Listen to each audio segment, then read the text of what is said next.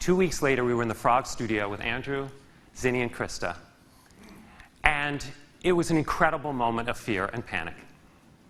Because, as you can imagine, particularly for someone like Andrew and me, going into a situation like this, trying to impact a crisis on this scale, it was very important to feel like we had a secret weapon. But and in fact, we did have a secret weapon. It just wasn't what we thought it was. It wasn't a piece of software. It was a design process.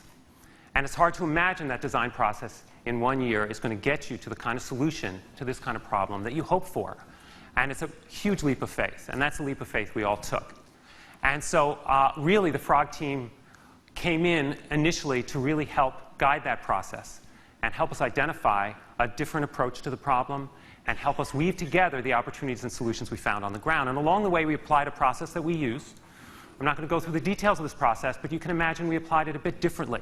As one example, we do a lot of research. A lot of our design work is driven very much by what we find on the ground. And we usually expect that we're going to find answers on the ground. And when we were in South Africa the first time, we didn't find answers. Answers, at least, that were unique to anybody who knows the situation. But what we did learn was how to ask the questions. And it started a period of collaboration where we understood how to ask the questions and how we could work together on solutions remotely to come up with a strategy that I think has incredible potential. So this is just a roll-up of the statistics you've been hearing. So this gives you a sense of the scale. This is only for the province of KwaZulu-Natal. So 10 million people, and down at the end of the funnel, 200,000 in treatment.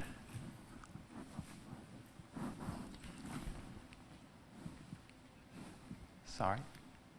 We were here a year ago. And the first thing we did in the design process is we turned the plans upside down. And we decided, as long as we're starting from scratch, let's look at how we can affect the broadest population, because that's going to make the biggest difference at every stage of this process.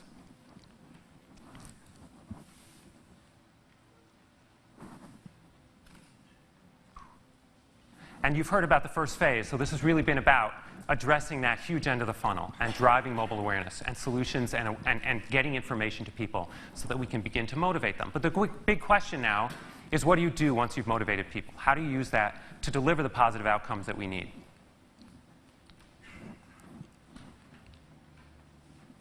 And so we looked at a whole host of solutions and started to look at how we could fit them together. So how could we not only drive awareness, but begin to improve the level of service at the call centers, provide a testing solution, which I'm going to go into great detail, and then support adherence. And I'm going to really get, we've done detailed design work in each of these areas. I'm going to take the example that I think has the most potential and is really the most immediate